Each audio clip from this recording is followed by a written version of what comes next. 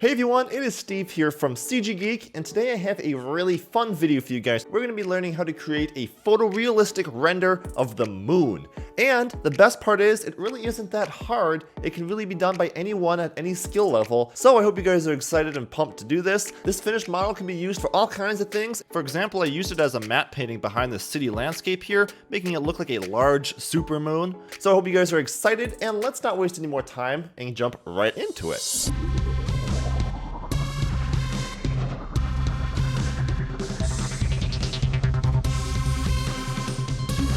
Before we can get started rendering in Blender, we need to first download some high quality textures. Now lucky for us, NASA has actually provided some super high-res images of the moon already wrapped together as well, so it will make a perfect symmetrical. We're going to go ahead and head over to the link I linked into the description. This is a link that Richard Anderson actually has posted where he took some of the images that NASA provided and made a few tweaks to them, and then also generated a normal map, which will be really great for those details and those crevices.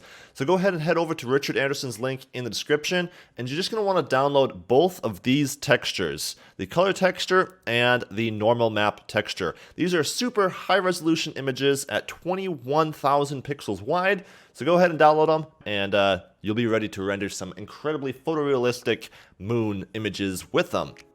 I first want to thank Skillshare for sponsoring this video tutorial for you guys. Skillshare is an online learning community for creators like you and me. They offer more than 25,000 classes on many different topics, including topics like 3D graphics, animation, web design, and drawing and painting. If you'd like to learn any of those skills in 2019, you can join more than 7 million other creators learning on Skillshare. And if you use the link in the description, you can get 2 months free of the premium membership, which is already super affordable with an annual subscription costing less than $8 a month. So if that interests you, check them out with the link in the description below, and let's get started on the tutorial. And as always, if you'd like to download the finished blend file that you see here, you can do so over on my Patreon page. It's just $3, and you get access to some other pretty cool blend files as well. There'll be a Patreon link in the description. Okay, so over in Blender now, we're just going to go ahead and set up our scene a little bit. First off, we don't need a cube because the moon is round and of course not square, unless there's some flat mooners out there. And then we're going to go ahead and go Shift A and add in a UV sphere. With the UV sphere, we're going to want to go to our UV settings right here. Go ahead and click that down there. And we're going to go ahead and give it a lot more segments. We're going to go all the way up to 128 segments, and we'll go 64 rings. So just go ahead and punch those settings in, and then the radius we're going to make a bit bigger. We're not going to go crazy big though, because it gets difficult to work in 3D with super large objects, but we're just going to go 25 on the radius, and you can see we have a nice large UV sphere there. Then we can just drop that down, and now we're going to go over to our modifier settings here. So just click the little wrench there, add modifier, and we're going to add a subdivision surface modifier right there. With this added, it's going to give us a very nice smooth surface to the moon, and that's going to be all we need for the detail. Now we can go ahead and split our window up here by grabbing the corner and just dragging, and we can open up the UV image editor on the left side here. So clicking UV image editor, and then we're going to go open, and we're going to open up that image that we downloaded of the moon. So just go ahead and open up the color image first, and you can see we have it here, super detailed, all the little crevices and stuff on the moon, crazy amounts of detail, so you can get some really close-up renders of the moon using these high-resolution textures from NASA. So let's see if this texture unwraps nicely around our moon object here, just by adding in a quick material to our sphere. So going to the Materials tab, clicking New, and then under the base color, we're just going to click this little drop down here, and we can choose Image Texture. And then from the image texture, if you just click the little image there, because we already opened the texture, it's right there, and all you have to do is select it. So now I'm going to go to our rendered view here up on top, just by clicking that button, and we can see if the moon is projected perfectly or not. And you can see it is. So that's actually a newer Blender feature. When you add in a UV sphere, it comes perfectly unwrapped, and that just gives you a perfect projection of the texture onto your UV sphere with no other work at all needed to be done. So far, as you can see, this has been really easy. There's nothing too complicated about it. We will be doing a few tricks at the end to give it that little taste of realism that is really cool. So I hope you guys are having fun, and let's go ahead and add in that normal map now. So I will be rendering this in cycles, and right now it's using Eevee. So we're just going to go up to our render engine settings at the top here and switch it from Eevee over to cycles, and then I'm also going to use my GPU to render, but if you don't have a GPU that you can render on, using your CPU works just fine. So here you can see we have it being rendered in cycles, and I'm just going to switch our window over here from the UV editor over to the shader editor. I'm going to hit N to close off that extra tab there that we don't need, and you can see that we have our texture here into our principled shader and giving us an output. So before we get into the normal map, let's give ourselves a basic light to work with. So I'm just going to grab the default light that comes in our scene here. You can see in the scene collection right there. Grab it until you see it on the outside of your sphere. And we're going to switch it over to be not a sun, which you might think. We're going to actually be using a spotlight, because a spotlight gives us some unique advantages that I'm going to be using a little later in the tutorial. So we're going to use a spotlight. You can just grab it and scale it way up. We'll rotate it towards our moon, make sure that it's nice and centered over it. So there's our spotlight. As you can see, it's not too bright yet, but we're going to be tweaking that a little bit later on. First, I want to get the materials now set up on our moon. So as you can see, it looks really cool, but it is kind of flat. And that's what the normal map is going to do to give those craters and crevices some depth. And I'm going to Shift D and duplicate our diffuse texture right here. And I'm going to change the texture by hitting the little button there to the normal map that we downloaded. So go ahead and open up that normal map. And now we're going to change the color space from sRGB over to non-color. Now I'm just going to go ahead and add in a normal map by going vector normal map, Shift A vector normal map, and then the color will go into the color on our normal map. We're going to want to choose the default UV map there. And then this gets plugged right into the normal on our principled shader. And now you can see we have some depth. Suddenly those craters look deeper and all the holes look quite a bit better. As you can see, it's probably too much right now, so I'm going to take this in half, all the way down to 0.5. You don't want to go too crazy with the bump, because the larger the bumps, the smaller the moon feels, and so it kind of gives away some of the illusion of being a large moon. All right, so now in our settings, the roughness needs to be a bit higher. There's really no specular highlights on the moon. It's kind of dull because it's all dirt and dust and rock. So we're going to take the roughness all the way up to about a 0.75. So go ahead and make your roughness value 0.75 right there. We'll leave the specular at 0.5. And really that's all we have to change except for the IOR value. This is going to be taken up to a 0.65, as that's closer to what a rock, sort of gravel, dirt IOR value should be. So we're going to go 1.65, and that'll just give us a little bit more of a realistic way that the light kind of lands on our moon. With that set up though, we can close off our shader editor and start focusing on the rendering of this moon a bit more. So for starters, we're going to want to set up the environment. So I'm going to go over to the world settings here, which is also our environment settings. And the color, I'm going to make just a very dark blue, as you can see here. Not too much color, but just a very slight dark blue. And then I want the strength to be very small. I'm going to take it all the way down to a 0.1. That might be just a little too strong. So instead of taking the strength down anymore though, I'm just going to make the color a little bit brighter here. So you can just barely see some details on the dark side of the moon. I think that's looking pretty cool. And then we're going to go to our render settings by clicking right there. And we're going to make the background transparent. So I'm going to drop down the film option here. And you can see we have that transparent option. Just go ahead and check that so the background is transparent. And that's looking really nice. Maybe make that dark side of the moon just a little bit darker. You want to just barely be able to make out some of the details. Okay, so now we're going to use a tip that I actually learned from Gleb Alexandrov. You can check it out in his lighting tutorial over on Creative Shrimp. But this is a really cool tip where you can use a spotlight like we have here and actually use a texture on the spotlight to shine some color onto your surfaces. Now this is not a necessary step. This is just sort of a creative step if you want to do this. But you might notice in some moon images that you've seen, there seems to be some color on the moon. Not much, but just a slight bit of color variation. And this may be caused by some gases or whatnot in the atmosphere that causes light to kind of shift colors a little bit. That makes the moon look different shades of color. And so we're going to be doing that by faking it, by using a texture through our spotlight to kind of shine some of that color variation onto our moon. Sound exciting? It's because it is. So let's do this. We're just going to split our window here again, and then on our lamp settings, we're going to go down to our lamp settings right here, go ahead and check that, and what we're going to do is we're going to choose Use Nodes, and then under the color here, we're going to give it an image texture. This image texture you can see right now is shining purple because purple is just the no texture found setting in Blender, and the texture I'm going to use is actually a garbage texture. Link to it in the description, but this is a texture of just pile of cans, basically junk. But the texture has a few different types of colors of cans, which actually gives you exactly what I'm looking for in the different sort of colors to be emitted by this spotlight. So I'll include that link in the description if you guys want to download it and do this extra step to give it that kind of cool artistic look.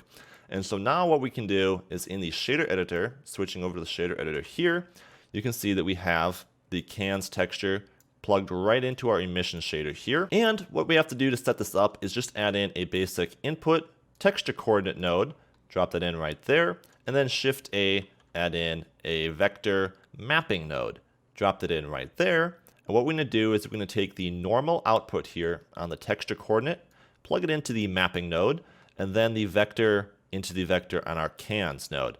And you can see right after doing that, that we get the cans texture being projected on to our moon. So I'm going to take the strength of this way up to about 300 so you can see really bright the cans being projected onto our moon surface. And obviously it doesn't look very realistic yet, but this will look really cool and just give a little bit of that varying color that you might get on the moon from natural gases and stuff in the air being reflected by the light onto the moon. So first off, after increasing the emission up to 300, you can see it's way too bright. So what we want to do is take the power way down. I'm going to change this all the way down to 800 watts over here. And that just gives us a better amount of light, I feel, on the moon. Maybe we could go up to 900. Just leave it at 900 there and 300 on the emission. And now you can see that the can color might be a little bit too much variation because you have all these different colors and you might just want a few of those colors. So what you can do is you can scale up the amount that this texture is being projected by using the scale options in the mapping node here. So if you just click and drag down, you can select all three values here, and then I'm just going to move the mouse holding shift to get some finer values until I find about the scale of the texture here that I'm looking for. And around a 0.5 looks pretty good. Then you can kind of spin the texture with the Z rotation until you get sort of the colors that you might want being projected onto the moon. Here I have a little bit of green, blue, and red, and I think that just looks pretty cool. So I'm going to leave it at that. And now the last thing is the size. This is going to project the harshness of the texture. Now obviously we don't want the texture to be this visible on our moon. We want it to be just a very soft amount of color. So I'm going to take the size, and as you can see, as I increase this, it just kind of blends that texture in and makes it very subtle, but a lot more realistic, obviously. And if you wanted to bring the amount of colors down even more, because it's still a little fakey looking here, we would just go Shift A, and we could add in a new hue saturation node. You drop this between the texture and the emission node, and you can just take the saturation down a little bit. And that just kind of takes the edge off of the color a little bit. You still get these subtle colors, but not too strong. And then you can also take the size up just a little bit more to fade that to about the approximate size. You don't want to fade it too much because the shadows get a little too soft on the moon. And again, it gives it the size scale, makes it feel a little bit too small. But I'm going to leave this at a 4 for now. And that just gives us a nice sort of blend of the texture there on our moon. And we still have the nice sharper shadows that we want. Now we're going to go ahead and set up some camera settings. This is going to really give the illusion that this might be a photograph and make it photorealistic. So I can close off our extra window here. And I'm going to switch out of rendered view now. And I'm going to grab our camera. Our camera is stuck inside the cube, or sphere there, I should say. So I'm just going to hit G to pull it out. And you can see our tiny little baby camera there in proportion to the size of our moon, which is fine. I'm just scaling it up a little bit so we can see it. And now I'm going to go into the camera settings here. You can see I have the camera selected. and I'm going to make the focal length extremely large, because to be able to get the picture, or render I should say, of the moon that we're getting, to make it look photorealistic, it would have to be on an extremely large lens that has a lot of zoom. So we're going to have to give it about 100 millimeters on the focal length there, which actually makes it 1 meter, and you can see that makes it really extremely zoomed in there, which is what we're looking for. So now you're just going to have to pull your camera way back from the moon, and you can see we're starting to have clipping issues. We can't see it when we zoom out this far. So what we're going to do is, first on the camera settings, we can increase the clip distance. Right now it's set to 100 meters. We're going to give that 1,000 meters. So inside the camera, it won't be clipping. And now for the viewport, we want to also increase the clipping range. So we're just going to hit N to bring up our tab here. And under View, right here in the tabs, you can see that we have a clip start and a clip end. We're going to go ahead and add another 0 there, so nothing is being clipped in our scene. And then you can hit N to close that off again. I'm just going to top view by hitting 7 and rotating it until we're pointing directly at our moon there. And then just check it from a few of the different angles to make sure we're going to have the moon in view. It looks like it is. Now we can hit 0 to jump into the camera view, and we're just rotating our image around here a little bit to get the right sort of perspective of the moon. Now this is still extremely zoomed in, and we want to probably pull our camera away even further. So jumping into top view, I'm going to just grab our camera and continue to pull it back. You might have to increase the clipping range of the camera even more to be able to see the moon, but this looks like a good distance from the moon to get a nice close-up render and still have it look pretty cool. Now you might see that there's still a little bit of a low resolution showing up on the moon there, and so you might just want to hit W and then hit Shade Smooth, and that will make your moon completely smooth. So now if we go to rendered view, you can see that our moon, after it loads that high-res image in, is looking, well, upside down. We have to rotate our camera around to get the right angle here, and then double tap R, holding Shift, and there you have it. Now you can play around with the angle of the light on the moon depending on how much moon you want visible. So I'm just splitting my window here, going to top view and rotating the spotlight around a bit here. And you can see that if I pull it towards the camera a little bit more, we get more or less of the moon visible. And then what you can also do in the light settings here is just turn off the blending. We don't need any blending of the light there. And you can make the size of the shape even bigger, up to an 85, just to make sure that it's always in view here. And now I want the light to be kind of coming from the top a little bit more. So I'm just in top view here, moving it and then rotating it with R until you get the right angle of light on your moon, pulling it a little bit closer to increase the brightness of it. And that's looking just fine. Now, if you want to grab your moon and double tap R, you can find whatever sort of rotation on it that you're looking for. If you find some craters or something that you think look really cool, you can leave that in your shot. But just by double tapping R, you can freely rotate it all around until you find an area of the moon that you just think looks really cool. I'm liking some of these areas here. You get some bumps, but some smooth areas. I think that's pretty cool. And then I like this area here. You get some of the bumps towards the bottom, some smooth areas. And yeah, just kind of messing around with the rotation. Now that you have the lighting set up on your moon, what you can do is we can close off that top window now just by grabbing the corner and pulling it up. What we can do is add just a little bit of depth of field to the moon. So with this much zoom, there's going to be some depth of field from the camera to the moon. So what we're going to do is, before we change any of the camera settings here with the depth of field, is we're going to add an object right on the surface of the moon here. So I'm going to go top view, and right there you can see I have my 3D cursor placed. I'm just going to go Shift A and add in an empty. So Shift A and add in an empty plane axis. We can scale it up a bit. And now if I go to our camera and select our camera, you can go down to the depth of field option here. And you can see right now it's completely blurred out. We can't even see the moon as soon as we enable some depth of field. But I'm going to choose the empty as the object to focus on. And that just means that the camera is always going to be focused now on this empty, which is right on the surface of the moon, which is exactly where we want the focus of the camera. So now you can change the aperture here and make that depth of field even stronger. You can see that if I go all the way down to 0.1, we have just a very shallow depth of field, and it's already starting to get blurred. That's what we're looking for, but maybe not quite so strong. So I'm going to take the f-stop up to about a 0.5. So we have it sharp here, but by the edges of our of our moon, it's starting to get just a little bit out of focus. And as you can see, that's just giving us that slight extra bit of realism to give the camera sort of losing focus on the object further away from the moon and really focusing just on the surface. All right, so now we're about time to render. I might just want to increase the strength of our spotlight even a bit more. So right here, I'm just taking the strength from 300 on our node emission up to about 600, not 60, 600. And that just gives us a nice bright render of the moon, which I think looks a little bit nicer. And so we can just hit Control S to save our project and then hit F12 to render our scene. So now that we have the render for our moon here, you might be thinking we're done, but no siree. This is CG Geek, not CG Week. And we're gonna be doing some extra fine details to make this render really pop in its realism.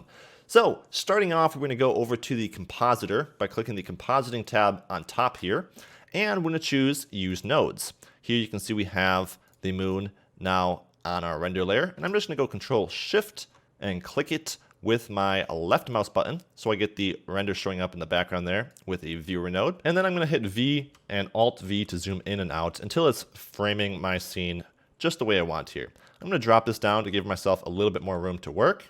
And what we're going to start off by doing is adding a bit of subtle glow to the edge of the moon. So start off by going Shift A and adding in a filter blur node. We're going to drop it just on top here. I'm going to change it from Gaussian to fast Gaussian. Here we're going to connect the image to the image on our blur node, and then we're going to give it some basic blur. We're going to go up to 8 along the X and Y. Now I'm going to go ahead and add a color alpha over node. And we're going to put this in the top socket, and we're going to put our finished render in the bottom socket. If I Control Shift click on that, you can see that just adds a subtle glow along the edge. So I want to add just a little bit more blur now. So I'm going to take our blur node here, duplicate it one more time. We're going to connect this again to our render image. And this one's going to be a bit stronger, about 22. And now all I have to do is go Shift A and add in a color mix. We'll drop it right in there. And we'll change it to add. Now this is going to be adding our larger blur to the bottom of the blur there. So just drop that right in there. And now right off the bat, this is a little bit too much blur. So I'm just going to take the add value here down to about a 0.5. So we have a little bit less glow there. But we want the background to be black as it is in empty space. So what I'm going to do is just go Shift A, add in a converter color ramp. I'm going to drop this right into the socket going to our blur nodes. Drop it right there, and drop it right there. And this just gives us the black background, and then we can also kind of tweak the black and white values here on what we want to glow and what we don't want to glow. Basically though, I want to leave this all the way up so we have the glow all the way around our object, but you can make it even more intense by increasing the amount of white here. Don't go too crazy with it though, because this is a subtle effect. So now I'm going to take the factor down here in the add node, down even more to about a 0.2. So we have just that subtle glow along the edge there that looks pretty cool. What you can do with this glow now though is you can go Shift A and add in a color balance, drop it right in there. And what we can do is we can kind of tweak the color of the glow now. So by going a little bit blue here, as you can see I just did, it kind of gives you that blue edge on the moon, which just looks pretty cool. You can go really extreme with this, but I encourage you not to go too far as it might take the realism down a bit. And for the next trick that we're going to do to add the realism to this render is we're going to add some film grain. So to be able to capture an image like this of the moon in real life, you have to use an extreme zoom, and at that range, the moon is actually seen moving. So it's hard to capture this without using a higher ISO value on the camera. And when you use higher ISO, especially on cheaper cameras, you're going to get some film grain. So we're going to add some film grain over the top of this moon to really give it that realistic, photorealistic look. So first off, you're going to want to download some film grain overlays. And you can do that over on Shutterstock here. They give away 5 free film grain overlays. Use the link in the description and download the film grains right here. We're going to be using the 35mm coarse grain. So go ahead and download those. And now all you need to do is go Shift A, add in a movie clip. Yes, these are actually movie clip grain effects, so you can use it even if you're animating the moon, which would be really cool. And I'd like to see some of your guys' results if you do that. So you're going to go ahead and use the movie clip here, open up that film grain. Like I said, I'm going to use the 35mm coarse grain right there. Go ahead and open up that file. And now to use this over the top of our moon, it's as simple as adding a new color mix right here and dropping it in here, and then switching it from mix to overlay and giving the film grain the bottom socket there. Now if you give it a second to load, you can see that with the film grain added, you get a much less perfect looking render, which gives you more of the look of film grain over the top of your moon. Now this is a little bit too strong for my liking right off the bat, so I'm just going to take it back to a 0.6 just so we have a little bit more detail still in our moon. But it also adds that imperfection, as you can see that this looks like on its own. If I go Control Shift, you can see we have all that noise and film grain, and over the top it just looks really cool. The other thing you're going to want to do is go Shift A and add in a Distort Scale node. Drop this right in here and then change it to render size so it makes the scale of the grain the same size as the scene that we rendered here. So now that we have this render looking super fantastic and realistic, the last few things we can do is add in a little bit of color management tweaks. So before we save it out, in Blender I'm going to go to the color management settings right here, drop that down, and we can give it a look of a medium contrast. This will just give ourselves a little bit more contrast on our render. Maybe even go up to medium high contrast if you want. And then you can increase the exposure just a tiny bit as well to kind of make the surface of the moon glow a bit. So go ahead and increase the exposure just a little bit there, about a 0.5. That's looking really nice. The last thing we can do though is add a little bit of lens distortion. So go Distort, Lens Distortion, drop that in there. And under the dispersion effect here, we're going to go 0.02. And this just adds a really cool sort of lens imperfection to the edges of the scene that gives it that super cool looking sort of edge blur. So just a little bit of that. You don't want to go too crazy with it. 0.02 is a good amount. And you can just see it kind of without it. We have the sharpness along the edge here. And with it, it just kind of gives you that extra little bit of lens imperfections that looks really cool, especially on planet renders like this one. So if we connect the final output now to the composite node, we can go ahead and save out our final render. Now, for whatever reason, the render actually isn't showing up here in the UV image editor. Just a little bit of a bug right now with Blender 2.8's beta, but you will see the render here if it's working properly. And all you have to do is go Image, Save as Image, and then we can go ahead and save this as our moon. And I'll show you that it actually saved out the right image. If I open up my Finder here and fire it up, the image editor here, you can see we have our moon render. So what I'm going to quick do now though is I'm going to open it up in Lightroom. You can use any sort of photo editing app that you want, but I like to use Lightroom. And what I'm going to do is I'm going to quickly drag and drop our moon render now into Lightroom here, import it, and then jumping over to the Develop tab here, I just like to add a little bit of clarity to the moon, as this kind of gives you some of that sharpening effect and really makes those crevices stand out. So I'm going to add some clarity, and then I'm going to scroll down here, and I'm going to add some more grain. So go ahead and add some film grain to it. Again, not going too crazy with the amounts of grain, but something around 40 is pretty good. And maybe increase the size just a little bit as well, just to give you more of a photorealistic render of the moon there. And that alone right there is looking pretty sweet. So there's our final result, guys. I hope you enjoyed creating a photorealistic render of the moon. If you create something cool, feel free to tag me on your Instagram post or Twitter post so I can see your finished work. I love seeing what you guys create. And that's gonna do it, guys, for this Blender tutorial. Hope you had fun. Hope you created something cool. Now that we have this really cool moon though, wouldn't it be kind of cool to blow it up? I wonder. If you guys would want a video on that, leave a like on this video and leave a comment in the comment section telling me that you'd want it. So that's going to do it for me though. I'd like to again thank Skillshare for sponsoring this video, and don't forget about those 2 free months you can get with the link in the description, and I will see you all in a future video. Bye bye!